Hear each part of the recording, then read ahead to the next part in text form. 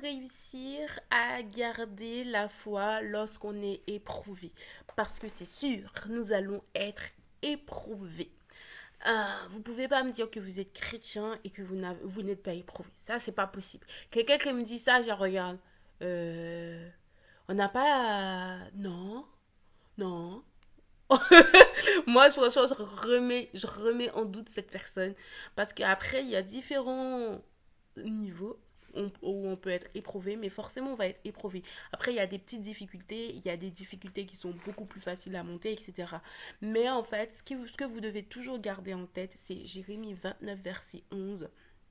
Je connais les projets que j'ai formés sur vous et ce sont des projets de paix et non de malheur. Et d'ailleurs, justement, pour aller plus vite, je vais utiliser les versets directement de mon téléphone. Comme ça, en cherchant, je pourrai plus facilement vous retrouver.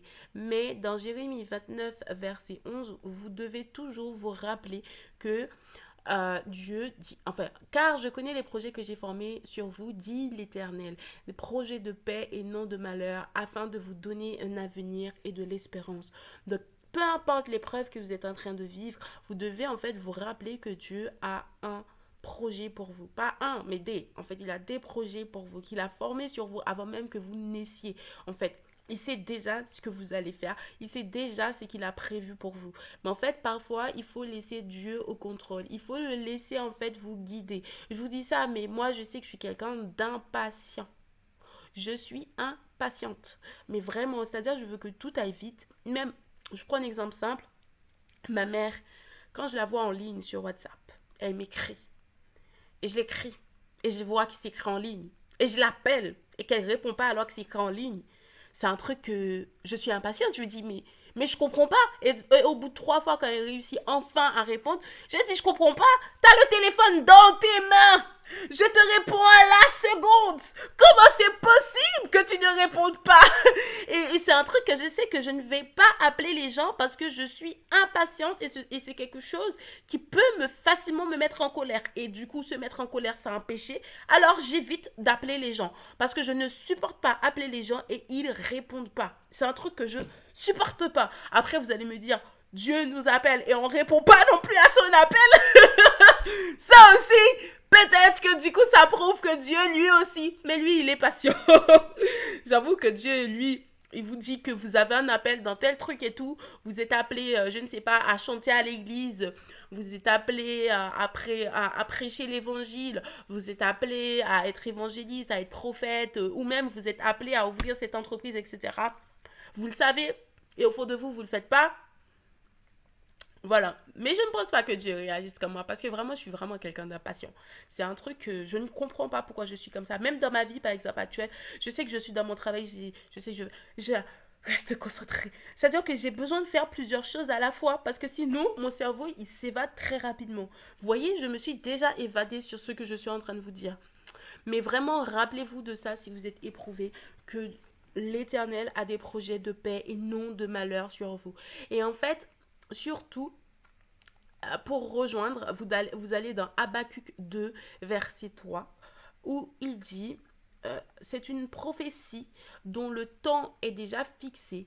Elle marche vers son terme et elle ne mentira pas. Si elle tarde, attends-la car elle s'accomplira certainement. Et sincèrement, pour le coup, moi je prends l'exemple de ma page YouTube. Je sais que par exemple, actuellement, je crois que j'ai 90 abonnés. Mais en fait, je suis pas impatiente pour le coup à ce niveau-là, car ce sont des vidéos qui parlent de Dieu. Donc pour le coup, je ne suis vraiment pas impatiente parce que je sais qu'il y a un temps de formation. Et si je ne suis pas formée comme Dieu veut que je sois formée et que je suis plus pressée que Dieu, ben en fait, je risque d'être fiou. Donc du coup, et du coup, ça me rappelle la prédication du pasteur Marcelo qui dit en fait il y a l'élévation et il y a l'établissement. Donc si vous vous élevez et que vous ne vous établissez pas, bon, en fait, et il a pris l'exemple avec l'avion, etc. L'avion, il est en l'air, mais à un moment, il atterrit. Donc vous ne devez pas être un avion en fait. Vous devez avoir l'élévation et vous devez avoir l'établissement. Donc ça ne sert à rien pour le coup pour mes vidéos d'être pressé, de faire toutes les techniques, je ne sais, inimaginables pour avoir des abonnés. Franchement, moi, je laisse ça venir et je laisse ça se construire au fur et à mesure. Car sincèrement, si c'est quelque chose, que c'est Dieu qui a prévu que, voilà, que quelque chose se fasse, ben, franchement, je m'inquiète pas. Je sais que les abonnés viendront. Et sincèrement, ça ne sert à rien que actuellement, là, je parle dans le temps maintenant, que j'ai des millions d'abonnés sur ma page YouTube là aujourd'hui. Parce que moi-même, genre, est-ce que je serais prête? Parce que sachant que je suis en train de méditer avec vous, je suis en train d'apprendre la parole avec vous, je ne serais même pas prête du coup pour donner aux gens ce dont ils ont besoin. Donc j'ai besoin moi-même d'apprendre la Bible, de méditer avec vous, de comprendre, vous voyez, d'évoluer et du coup d'accepter le temps de Dieu. Donc pour le coup, vraiment, je suis vraiment pas pressée. Mais je sais que j'aurai les millions d'abonnés, même plus que des millions d'abonnés. Je sais. Et quand vous allez voir cette vidéo, vous allez dire, ah, elle avait raison. Mais en fait, vraiment, vous allez être éprouvé. Et est-ce que je suis éprouvée actuellement? Mais bien évidemment. Et sincèrement, je trouve que c'est trop marrant parce que dans Philippiens 4, verset 6, du coup, pourquoi je dis ça? Parce que sincèrement, à chaque fois que vous allez à l'église, demandez toujours à Dieu d'être édifié.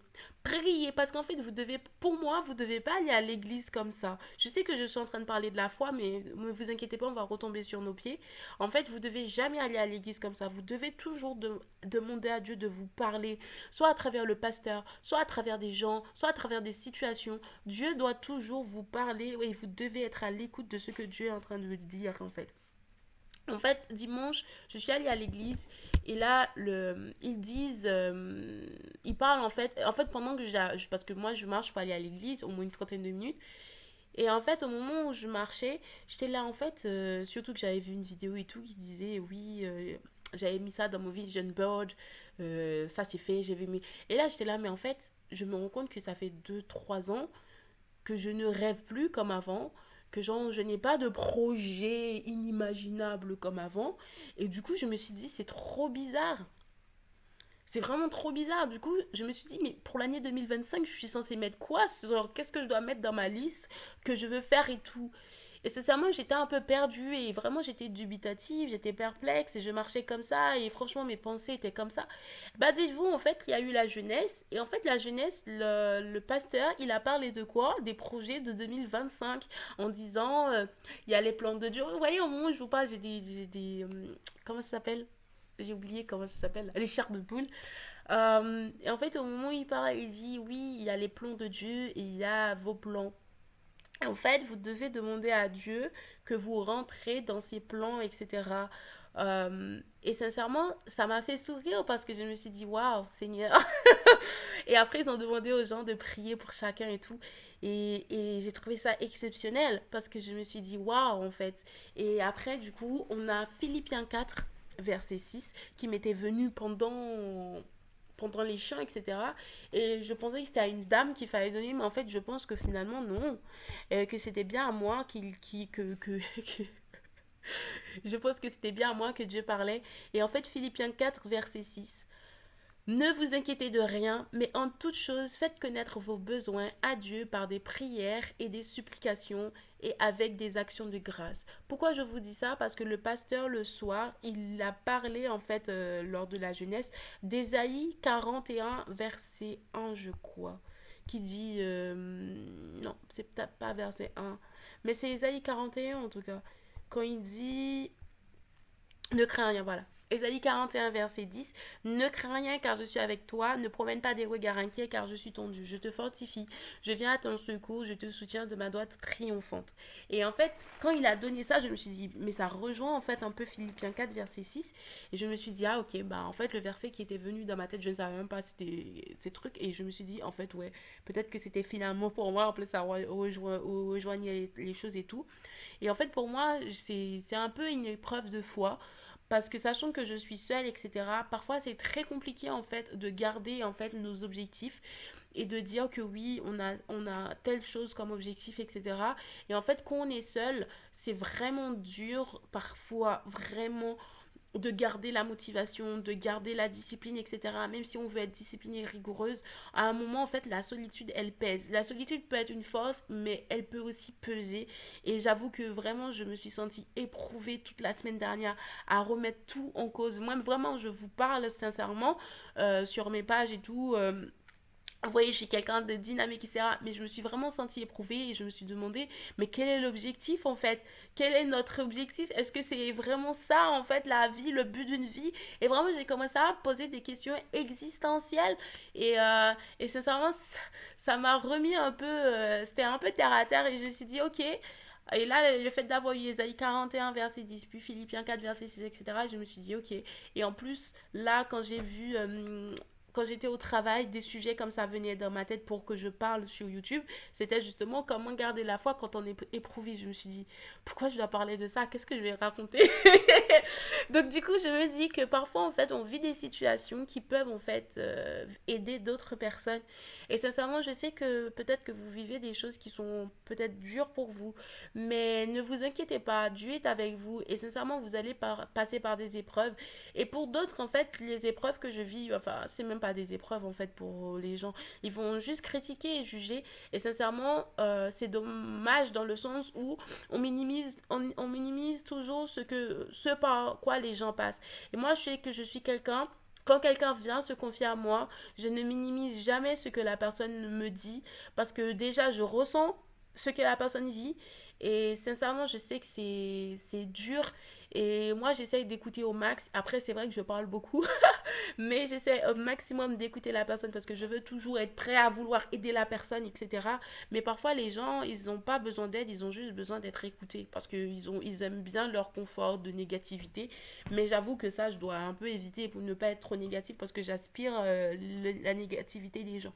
Mais vraiment, vous allez être éprouvé. Mais dans ces moments d'épreuve, n'oubliez jamais que Dieu est avec vous et Dieu ne vous donnera jamais une épreuve au-delà de vos forces. D'ailleurs, je vais vous la chercher.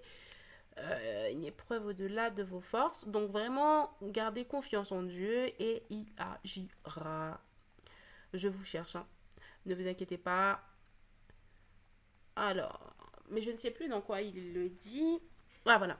1 Corinthiens 10, verset 13. Aucune tentation. Oh, oui, c'est ça. 1 Corinthiens 10, verset 13. Aucune tentation ne vous est survenue qui n'ait été humaine.